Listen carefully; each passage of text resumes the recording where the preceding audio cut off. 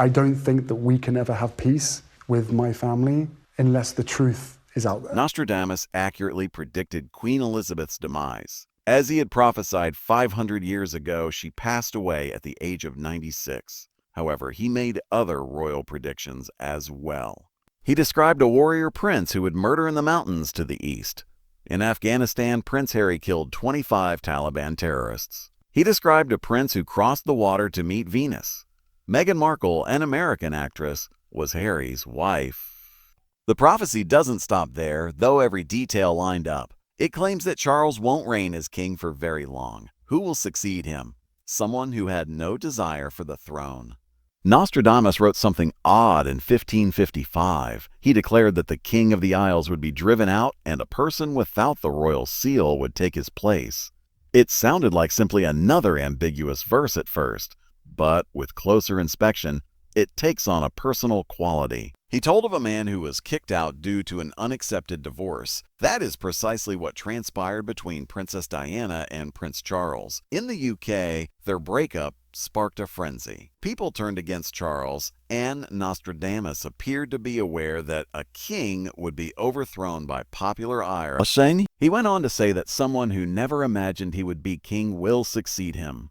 Numerous theories were sparked by that one line. Now fast forward to 2005. Nostradamus' predictions were interpreted in a book written by a British author by the name of Mario Reading. At the age of 96, 5 years younger than her mother, he predicted the Queen would pass away in 2022.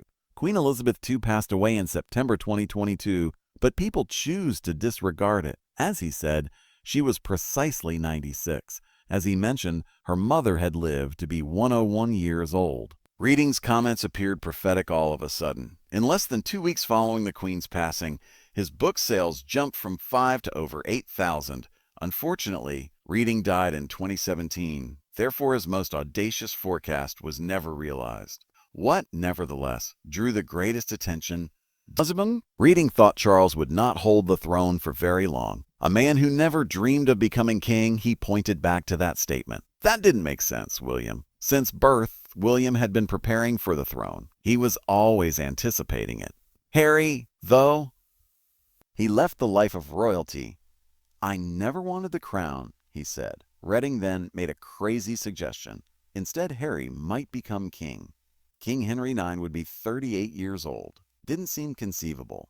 California was his home state. He turned to leave. However, he remained in the line of succession to a degree. And there were other theories besides Harry's. Simon Durante Day, an Australian man, asserted that he was Charles and Camilla's hidden son.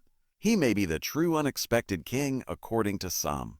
Until you realize that Nostradamus had already been correct once, it all sounded like tabloid drama. It wasn't only about who would hold the throne, but the notion of the monarchy being turned upside down didn't seem so absurd anymore. Nostradamus also mentioned Britain's declining influence. The future king was dubbed King of the Islands by him. For Mario Reading, this was a sign of something greater. He predicted that the Commonwealth would disintegrate once Charles ascended to the throne. No more royal connections to Australia, New Zealand, or Canada. Countries would turn into republics one by one. Barbados had it already. Australia was having a debate. Charles would only be in charge of the British Isles if this occurred. It would be the largest decline in the monarchy in centuries. Nostradamus was particular about British royalty on other occasions. He even appeared to explain Princess Diana's death. He mentioned the prophet's penultimate son in one line, which led Diana to her final resting place. Muhammad was the father of Diana's partner, Dodi Al-Fayed, who passed away with her. That's the name of the prophet. Someone wandering due to a racing mind was mentioned in another line. That might imply that they are being pursued by paparazzi that evening in Paris. It even discussed the spilling of blood and the need for assistance. It took nearly 2 hours for Diana to be transported to the hospital by ambulance. The tapes Diana made in the early 1990s were much more unsettling. She described feeling as though someone in the palace was trying to get rid of her. She expressed her fear that someone would plan her death. She passed away in a vehicle accident 4 years later. This contributed to a different Nostradamus line concerning treachery from within the royal family. Diana's statements now sounded like cautions from an overly knowledgeable woman. The odd course that Nostradamus outlined was also followed in Harry's story. He stated in an interview in 2017 that he had desired to leave the royal family at the age of 28. He had a sense of being confined and alienated. In another quatrain, Nostradamus referred to the prince as someone who aspired to be released from gilded bonds, mentioning the same age range. Harry claimed that during those years he was adrift and uncertain of his destiny. After serving in the army and having a wild time in Vegas, he returned to royal life feeling even more bewildered. He was crushed by the pressure. It caused complete chaos inside, he added. The Nazi costume followed. Harry wore a swastika wristband to a party in 2005 when he was only 20 years old. The globe burst into flames. He was dubbed Harry the Nazi in the headlines. Days before the 60th anniversary of the liberation of Auschwitz, it took place. Holocaust survivors were incensed. Leaders around the world were taken aback. The royal family suffered embarrassment. Nostradamus had described a young royal with the mark of evil, a symbol of old enmity, and a prince's tremendous shame. All of a sudden, it was more than a controversy. It appeared to be the fulfillment of a prophecy. Harry said he was sorry. Despite receiving Holocaust education, the harm remained. Later on, he referred to it as one of his worst life decisions. He became even more disengaged from royal duties as a result of that incident and the commotion that surrounded it. Felt alone and unworthy, exactly as Prince Nostradamus had said. By the end of his second tour in Afghanistan, Prince Harry had transformed from his reputation for wild parties and scandalous headlines, a proficient Apache helicopter shooter who has verified kills. It wasn't merely a spectacular transformation from rebel royal to seasoned warrior. It was a little unsettling. Harry conducted 2 covert missions in Afghanistan from 2007 to 2013. The first lasted 77 days while working as a forward air controller in the province of Helmand. He assisted in directing airstrikes that killed Taliban combatants there. He completed almost 100 missions in an Apache helicopter on his second service. Later, he declared that he had killed 25 Taliban fighters, characterizing them as icily as if they were chess pieces taken off the board. Some people claim that his story sounds like a prophecy. Indeed, a Nostradamus prophecy from the 16th century described a warrior ruler from an island nation who had shed blood in far-off eastern regions. He would give up partying for the sword, it even stated, and kill the warriors of the mountains. Harry did just that. He traded party life for fighting in the mountains of Afghanistan. However, the old Harry made a final, outrageous cameo right before that second deployment. He was on a conservation mission in Namibia in August 2012. Later, footage of him playing a peculiar local drinking game in which he snorted Grey Goose vodka through his nose surfaced online. In 20 minutes, he performed it 8 times. There was blood on his nose. His thoughts? Obviously not in the finest location. In Las Vegas, the situation worsened even more a few weeks later. He was at a bachelor party at the Wynn Hotel. Full nudity was the result of a game of strip billiards. Security footage revealed Harry in the nude with a number of ladies, including Carrie Royale, a star of adult films. A picture of him cuddling a woman and covering himself with one hand was made public by TMZ. The royal family became quite anxious. Queen Elizabeth was incensed. According to insiders, she convened an urgent meeting, and that he would lose all his military honors.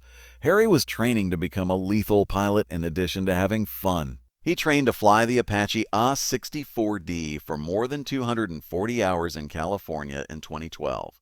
He exercised with Hellfire missiles and 30mm chain guns at Naval Air Facility El Centro and later at Miramar Amor in San Diego. He shot more than 2,500 bullets and finished 127 flights. It was like playing the priciest video game in the world, he told his friends. However, the way of living in Southern California also affected him. He would go to Coronado Beach and La Jolla on the weekends. He cherished it. America felt more like home than home, he said. He would eventually move there permanently. Strangely enough, Nostradamus might have predicted it. He also wrote about a prince who learns to fight in the New World and eventually turns it into his kingdom.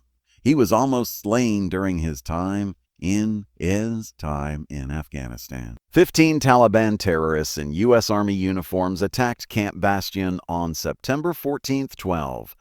The attack killed 2 Marines, destroyed 6 Harrier jets, and nearly killed Harry.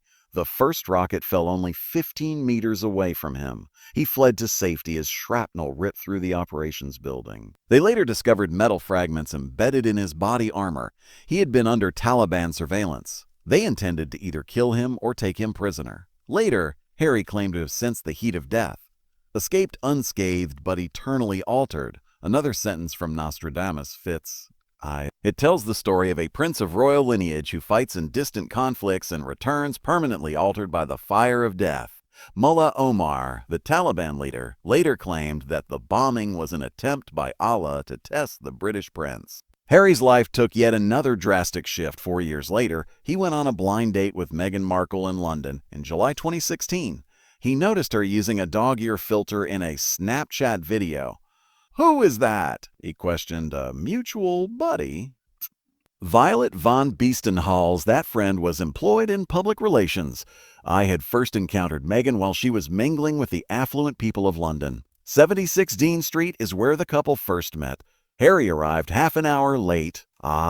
Meghan claimed that although he was truly humiliated, he was also quite playful and innocent. He was unaware of her notoriety and had never watched Suits. Their bond became genuine as a result. Oddly enough, another prophecy by Nostradamus described Venus on the other side of the ocean as the one who would transform a royal family. American actress Meghan did just that, but there was a significant cultural mismatch. Meghan was not raised in a world of royal etiquette and curtsies. She had no idea how to perform one. Prior to his encounter with Queen Elizabeth II, Harry inquired, "Are you able to curtsy?" Meghan was taken aback. Later, she said, "I thought that was just for outside." She ultimately learned it from Harry and Sarah Ferguson in 5 hurried minutes just before entering. That incident demonstrated the royal family's lack of readiness for an outsider like her. From the beginning, it was obvious that Meghan didn't belong in their world. Things quickly deteriorated. In 2016, a few months after their relationship was made public, the media attacked them viciously with racist headlines. Unpleasant remarks. According to one piece, her neighborhood is notorious for gang activity. Another said that her mother was an African-American woman from the wrong side of the tracks with dreadlocks. Harry made an uncommon declaration. Although he denounced the overt sexism and racial overtones, the palace did not agree with him. "No one in the family ever spoke," Meghan said. Once more, Nostradamus was cited. He had described a prince who would stand up for his chosen one in the face of the realm.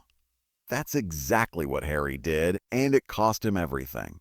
They remained secretive about their relationship for 16 months prior to becoming engaged. Meghan referred to those initial months as awesome. They never spent more time together than every 2 weeks. They even texted from separate aisles in supermarkets to meet in secret.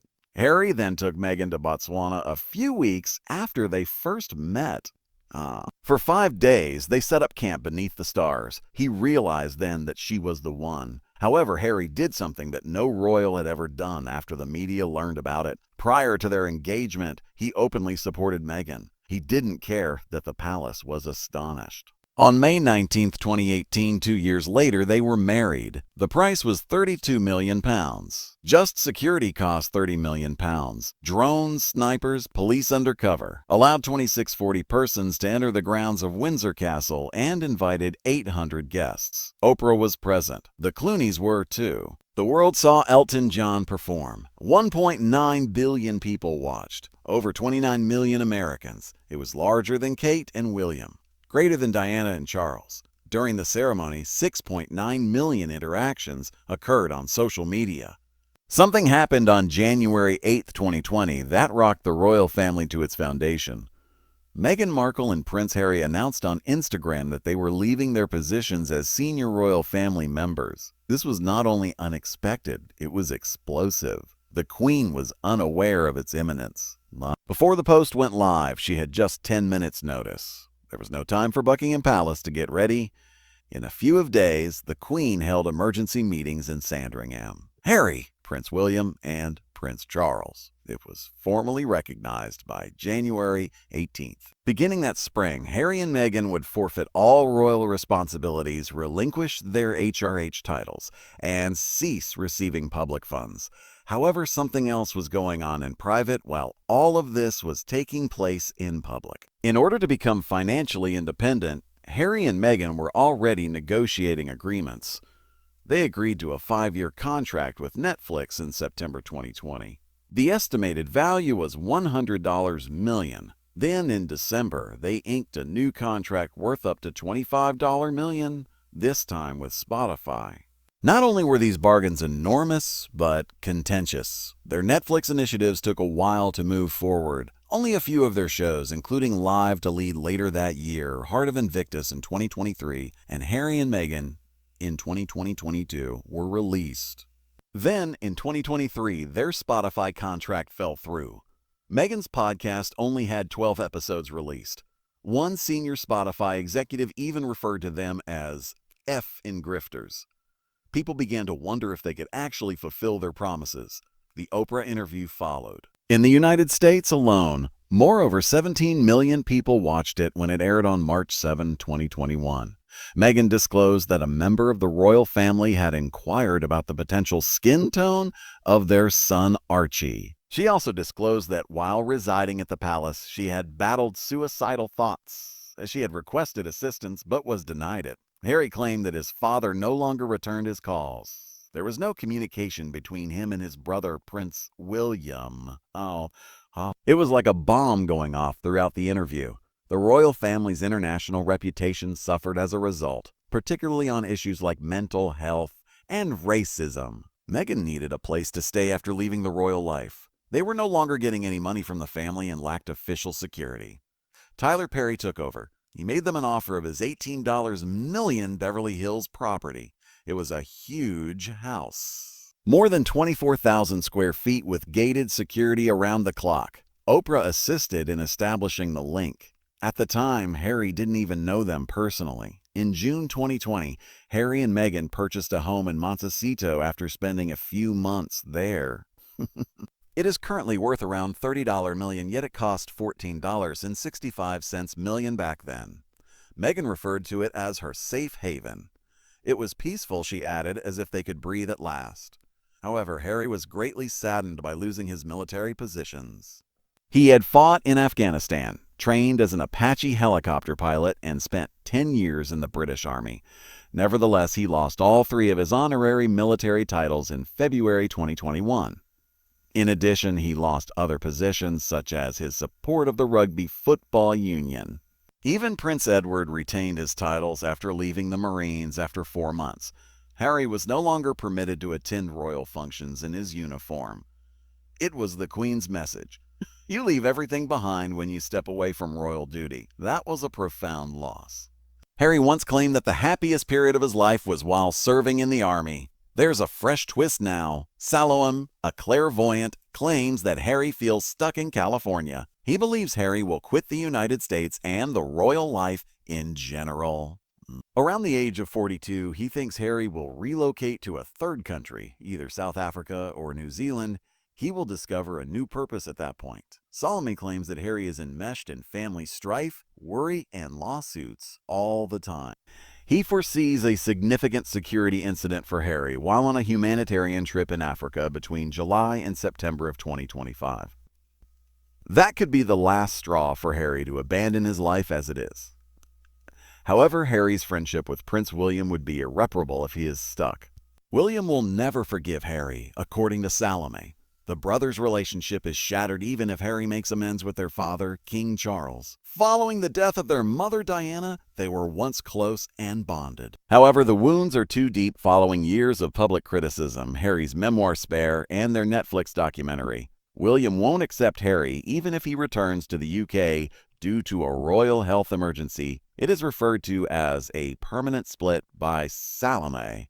Harry may come, but he will never be completely back. There's more. Salome asserts that a former employee intends to make private recordings public, which could harm Meghan's standing. These documents might demonstrate that Meghan had more influence over Harry's choices than previously believed. If accurate, They could sway public perception and portray Harry as more of a victim than a rebel. Either late 2025 or early 2026 could see this occur. Meghan's media agreements may fall through at the same time, and tensions with Netflix may increase. Private discussions and judgments that have never been seen or heard before may be included in the recordings if they are authentic. It is difficult to accept that California-based Prince Harry, who is fifth in line for the throne, could suddenly rise to the position of most powerful royal. However, it's not impossible under British law. Prince William takes over as regent in the event that King Charles is too sick to govern. The Regency Act of 1937 already addresses it. However, things take a drastic turn if William also becomes handicapped, which is covered by the law. They are by themselves. Harry's anguish was evident in his May 2, 2025 BBC interview. Claimed it was difficult to bring Meghan and their children, Archie 5 and Lilibet 3, back to the UK. There is simply too much fear. He acknowledged that they would miss everything, and his voice broke.